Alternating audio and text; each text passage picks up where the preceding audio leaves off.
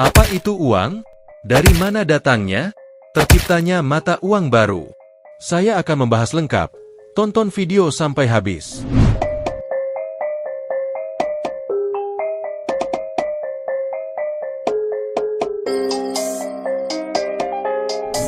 Kita akan memulai dari sesi 1 sampai sesi 7 yang saya pisahkan dalam 7 video, dan akan saya upload secara berkala. Temui Amin, seorang pria biasa yang bekerja keras untuk membangun masa depan yang lebih cerah.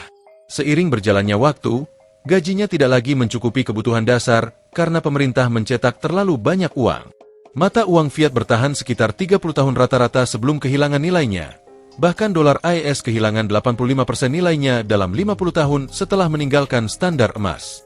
Amin mencoba perdagangan saham tetapi kalah seperti sekitar 80% pedagang eceran pasar. Keuangan menyukai orang kaya dan canggih. Dia kemudian mencoba trading online dan kalah lagi. Karena sekitar 95% trader kehilangan uang dan industri menghasilkan 500 miliar dolar per tahun dari orang-orang seperti Amin. Dia berinvestasi dalam kripto, tetapi bursa yang dia gunakan runtuh. Penipuan mencuri lebih dari 5 miliar dolar dari investor setiap tahun. Dalam upaya terakhir, Amin mencoba permainan Telegram tetapi hanya mendapatkan beberapa sen setelah berbulan-bulan mengetuk. Ketika semua harapan tanpa hilang, Amin menemukan mengapa platform yang mendidiknya tentang cara memonetisasi identitas digitalnya dan menavigasi kripto dengan aman. Mari belajar dan dapatkan penghasilan harian mata uang kripto. Sampai pertengahan abad ke-20, manusia menggunakan emas sebagai uang, baik dalam bentuk koin atau uang kertas yang didukung oleh emas. Uang yang didukung oleh emas sangat stabil. Misalnya nilai dolar AS hanya turun sekitar 2% antara tahun 1800 dan 1910-an. Namun seiring dengan pertumbuhan ekonomi global, tidak ada cukup emas untuk mendukung semua barang dan jasa. Negara-negara seperti Inggris dan Amerika Serikat meninggalkan standar emas dan mengadopsi jenis uang baru. Tercipta uang fiat yang tidak didukung oleh komoditas fisik apapun. Uang fiat modern memiliki nilai karena merupakan alat pembayaran yang sah. Artinya undang-undang mengharuskan penerimaan mata uang tersebut untuk pembayaran utang. Pemerintah dapat mencetak uang fiat baru untuk memperbaiki ekonomi yang sering menyebabkan inflasi. Umur rata-rata mata uang fiat adalah sekitar 30 tahun sebelum kehilangan nilai atau digantikan. Bahkan dolar AS kehilangan 85% nilainya dalam 50 tahun. Setelah meninggalkan standar emas, mereka berpendapat bahwa inflasi ringan mendorong investasi, tetapi cenderung merugikan orang kebanyakan karena uang mereka membeli lebih sedikit dari waktu ke waktu.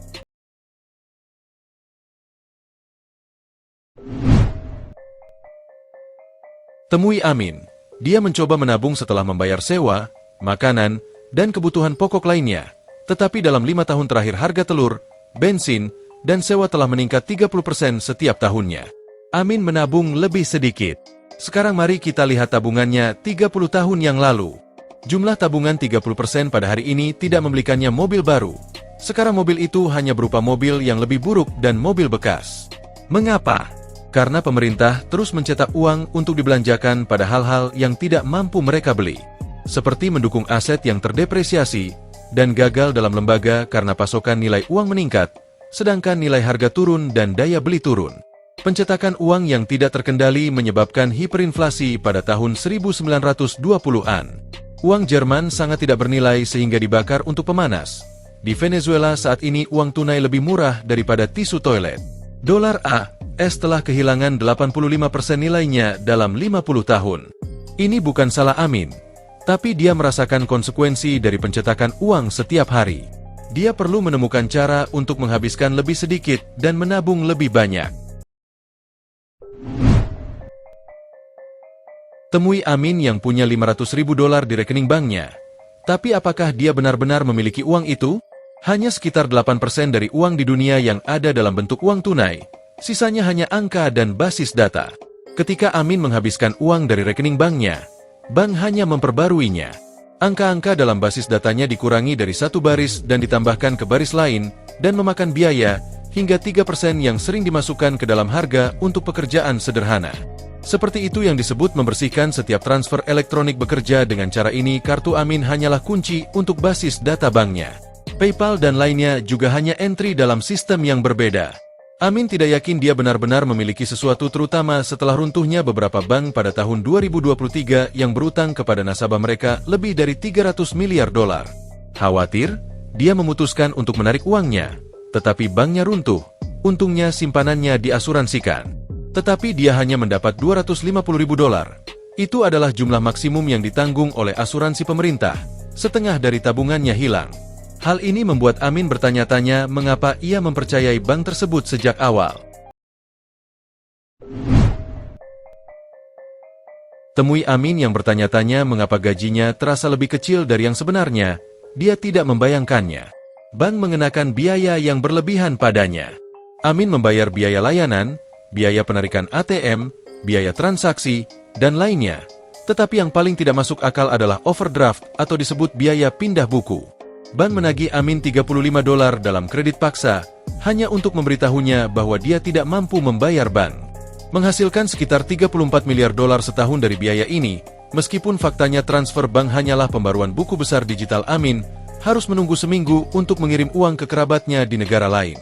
Lebih buruk lagi, dia tidak bisa mengirim dana ke anggota keluarga lain, karena mereka tidak memiliki rekening bank.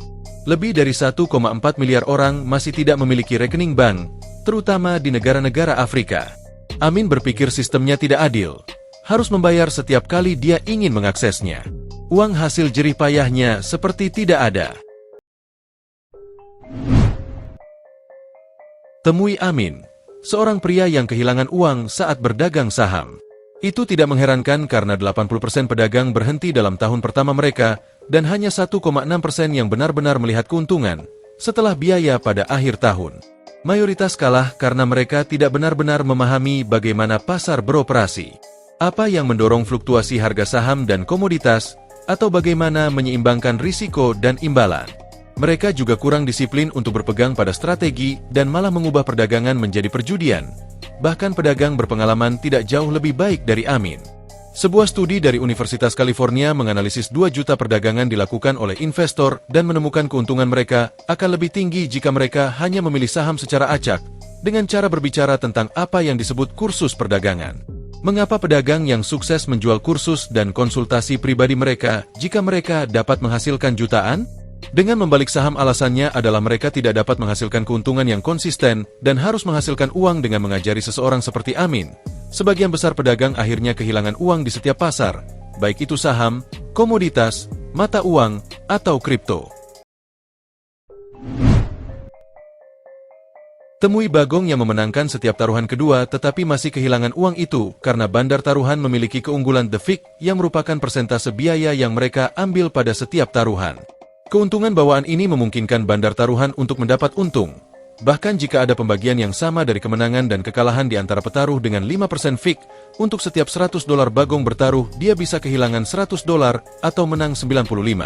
Kasino memiliki keuntungan serupa yang dibangun ke dalam permainan mereka, memastikan keuntungan dari waktu ke waktu. Menghasilkan lebih dari 60 miliar dolar pada tahun 2023, taruhan FX dan binary option terlihat lebih profesional tetapi mereka bahkan lebih buruk.